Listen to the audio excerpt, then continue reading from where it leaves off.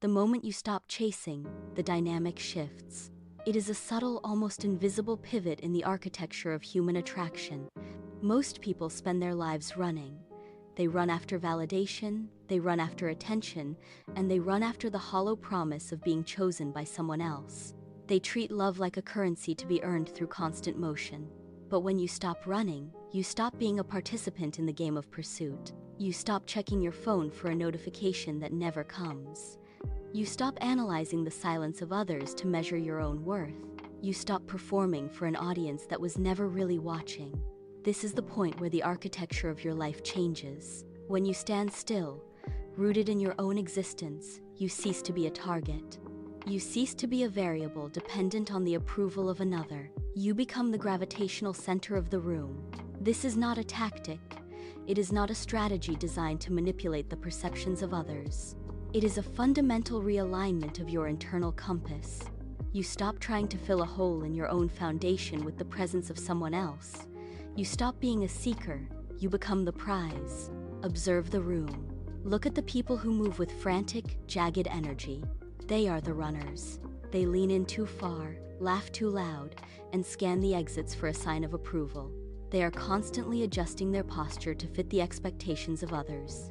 Their presence is thin, scattered, and easily ignored. Now, look at the woman who stands still. She does not lean.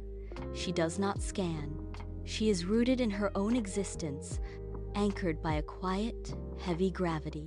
She does not need to project her value because she already possesses it. When she enters a space, she does not seek to fill it. She simply occupies it. People naturally drift toward her, not because she pulls them, but because her stillness acts as a lighthouse in a sea of noise. She is the gravitational center. She is the observer, the sovereign, the one who remains unmoved while the world spins around her. She has realized that the most profound form of attraction is in the magnetic pull of a soul that is unapologetically self-contained. When you stop chasing, you stop being a participant in the game of pursuit. You stop checking your phone for a notification that never comes. You stop analyzing the silence of others to measure your own worth. You stop performing for an audience that was never really watching. This is the point where the architecture of your life changes. You cease to be a variable dependent on the approval of another. You become the prize. This is not a tactic. It is not a strategy designed to manipulate the perceptions of others. It is a fundamental realignment of your internal compass. You stop trying to fill a hole in your own foundation with the presence of someone else. You stop being a seeker. You become the sovereign. Think of the energy you once spent on the chase. That energy was stolen from your own cultivation. Now, that same energy flows inward. You are no longer signaling to the world that your value is contingent upon being caught. You are signaling that your worth is a constant. You are no longer waiting for permission to exist. You are no longer waiting for a partner to define your identity. You are the architect of your own reality, and you are no longer for sale. Imagine standing on a jagged cliff edge, looking down at the vast, dark expanse of the ocean. You watch the tide come in. You do not need to shout commands at the water. You do not need to plead with the waves to rise or fall. You simply exist, and the ocean obeys its own laws. It moves with a rhythm that is ancient, indifferent, and absolute. This is the power of the woman who refuses to chase. She understands that her presence is not a request for validation. It is a force of nature. When you stand rooted in your own existence, you stop trying to manipulate the environment around you. You stop trying to force outcomes that were never meant to be. Like the tide, you become a constant. People do not approach you because you have lured them. They approach because you are there, unshakable and defined. The water does not ask for permission to touch the shore. It simply arrives. When you stop chasing, you stop being a participant in the chaotic noise of the world. You align yourself with the gravity of your own soul. You become the shoreline, and you watch as the world begins to orbit around your stillness, drawn by the sheer, quiet weight. Consider the cost of your attention. Every moment spent chasing is a moment stolen from your own cultivation. When you pursue, you are not building, you are depleting. You are taking the raw, vital energy meant for your own growth and pouring it into a bottomless pit. Think of the hours lost to the screen. You check your phone, you analyze the silence, you curate your presence to fit the expectations of someone else. You are effectively outsourcing your emotional stability to people who are just as lost as you are. This is the psychology of the void. You are trying to fill a hole in your own foundation with the presence of a stranger, but the hole is bottomless. The more you chase, the more you diminish your own perceived value. You signal to the world that your worth is a variable, dependent on the approval of another. You are trading your sovereignty for a fleeting glance. Every time you reach out to someone who does not value your presence, you are telling the universe that you are not enough on your own. Stop the drain. Reclaim the energy you have been leaking into the void.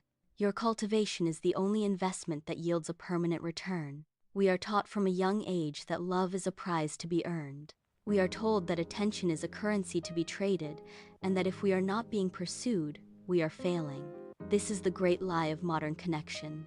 It is a narrative designed to keep you in a state of perpetual hunger, waiting for someone else to validate your existence. Think of the weight of that expectation. You walk into a room and immediately scan for approval. You measure your worth by the frequency of a notification or the intensity of a gaze. You have been conditioned to believe that you are incomplete until someone else chooses you. But look at the architecture of that belief. It is a prison.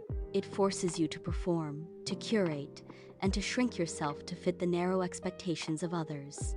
When you realize that this entire framework is a fabrication, the walls of that prison begin to dissolve. You are not a commodity on a shelf waiting to be picked. You are the one who does the picking. When you stop trying to earn love, you start to embody it. You stop asking for permission to exist in your own power. The moment you reject the lie, you reclaim your autonomy. You are no longer a participant in a game you never agreed to play. You are free. Let us look at the mechanics of the void. It is a state of perpetual hunger that keeps you tethered to the palm of your hand. You check your phone, not for purpose, but for a signal that you still exist in the mind of another. You analyze the silence between messages, dissecting the duration of a delay as if it were a coded message about your own worth. You curate your presence, adjusting your words and your timing to fit the perceived expectations of someone who is likely just as lost as you are. This is the psychology of the void. You are effectively outsourcing your emotional stability to people who have no capacity to hold it. You wait for a notification to feel whole. You wait for a response to feel seen. When the response does not come, you spiral into a frantic search for what you did wrong. You are not living, you are reacting. You are not present, you are waiting for permission to be.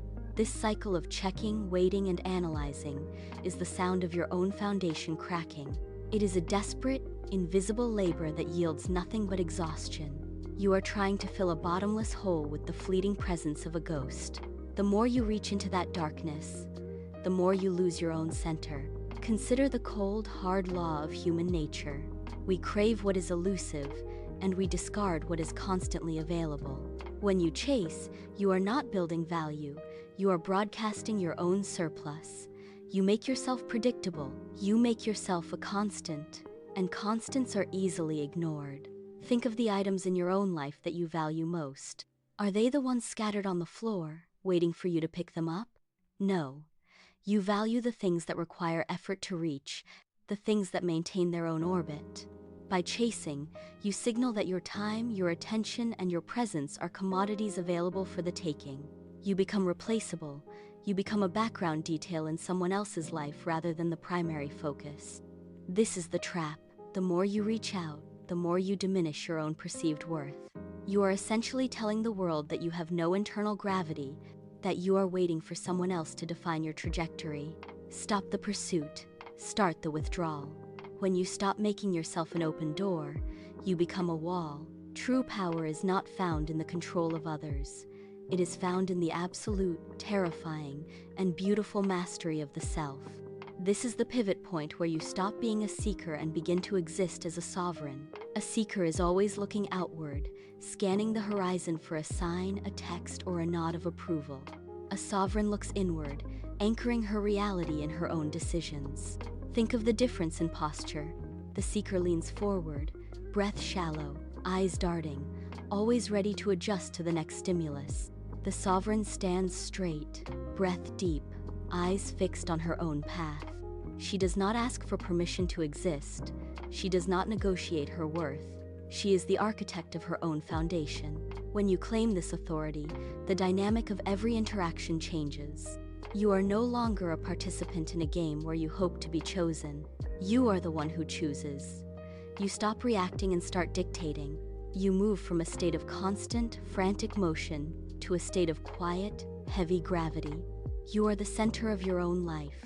Examine the first pillar of your new architecture: emotional self-sufficiency. This is the ability to sit in a room alone and remain entirely complete. It is not about isolation. It is about being a whole entity that requires no external validation to function. When you are self-sufficient, you stop viewing a partner as a source of oxygen. You stop treating them as the air you need to survive. Instead, you view them as a companion on a journey you were already walking. The chaser enters a room looking for a savior, vibrating with a need that is palpable to everyone present. They are a vacuum, desperate to pull energy. But the sovereign woman? She carries a quiet, heavy gravity. She does not check her phone for a text message to confirm her value. She does not need a relationship to define her identity or her daily schedule. She is the architect of her own reality. She stands on her own foundation. You are no longer a fragment searching for a missing piece. You are the entire structure. Contrast the chaser with the sovereign.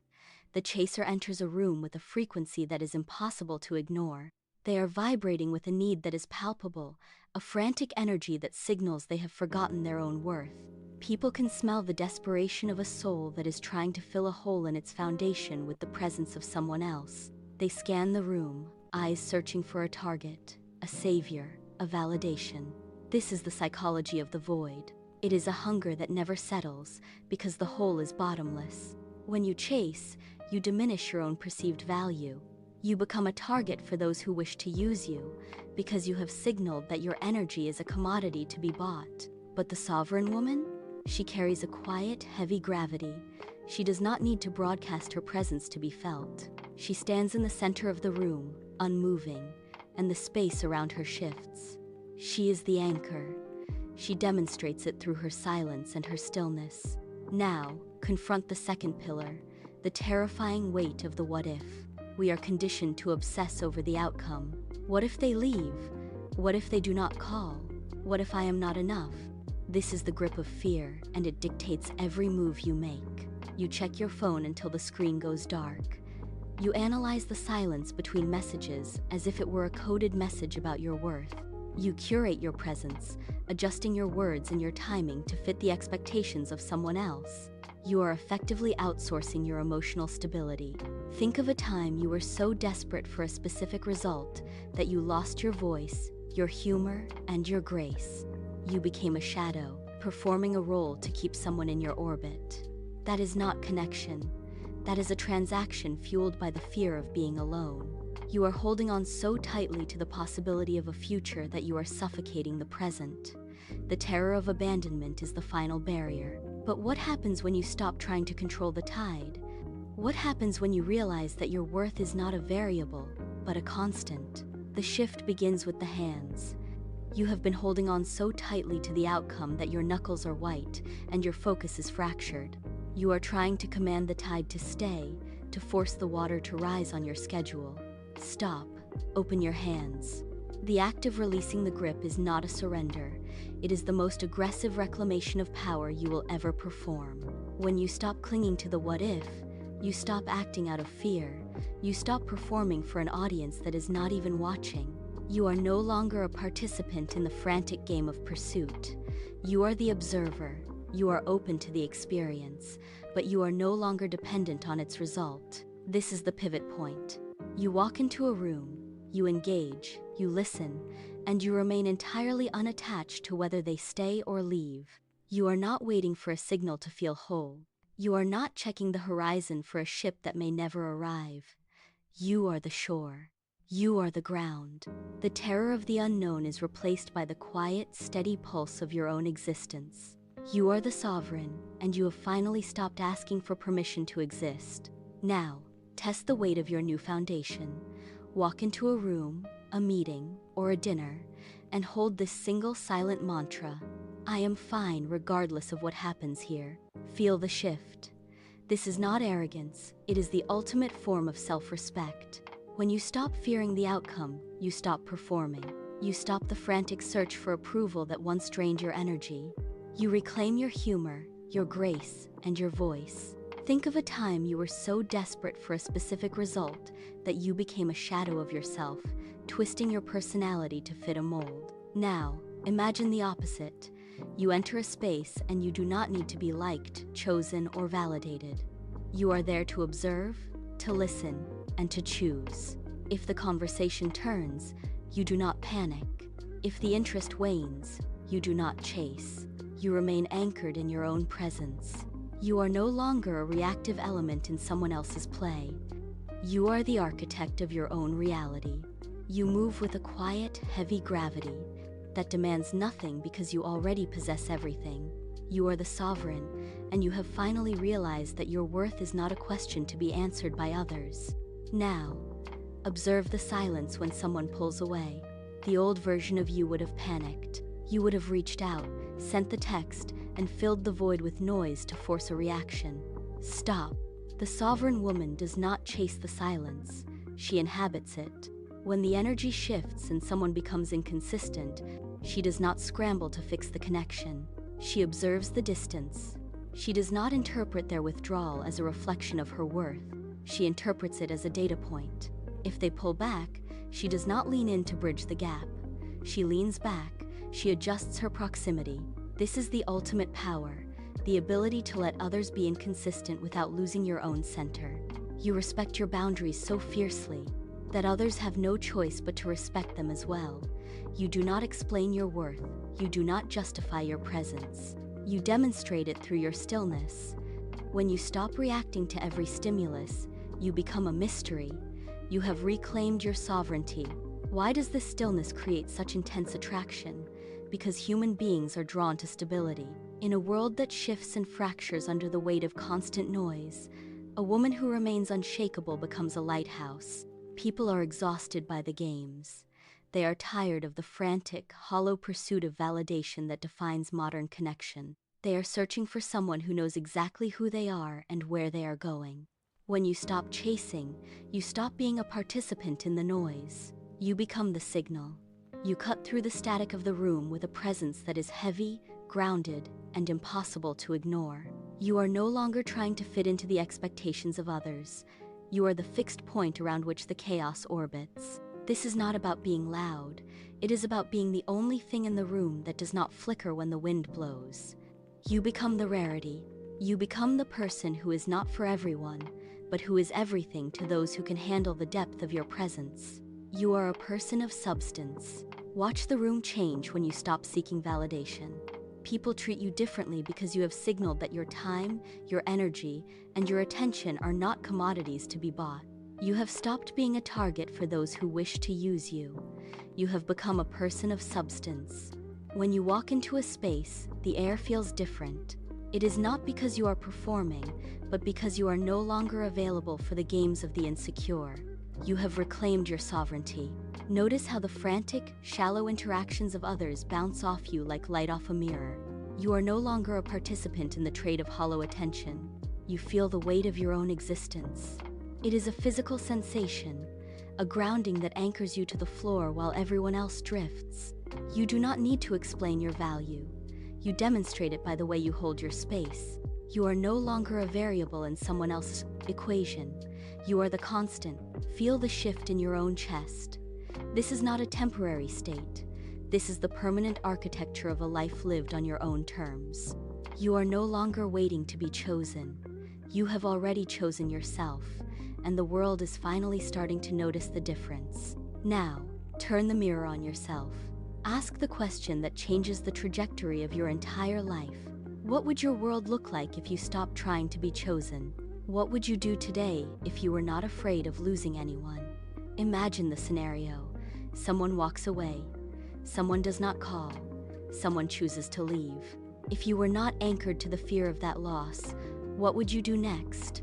You would not reach out. You would not analyze the silence. You would simply continue your own work. You would continue your own life. This is the pivot point. It is the moment you stop waiting for the world to grant you permission to exist. You stop looking for a savior in the crowd and realize that the only person capable of defining your worth is the one looking back at you in the mirror. You are no longer a spectator in your own life. You are the architect. You are the protagonist. You are the one who decides where the focus goes. When you stop trying to be the prize for someone else, you finally become the master of your own domain. You are not losing anything by letting go of the chase. You are gaining everything by finally choosing yourself. The power you seek is not outside of you. It has been waiting in the stillness, beneath the layers of noise and the frantic need to be seen. You do not need to chase the light. You are the light. Stop looking for the reflection of your value in the eyes of others. Instead, turn your gaze inward. Feel the heat of your own focus. When you stop chasing, you stop the depletion of your own energy. You become a fixed point in a shifting world. Watch the silence. Watch the space around you. As you stand in your own truth, the frantic energy of the world begins to settle. It does not pull you in, it begins to orbit you. You are finally home. You are finally whole. You are the light.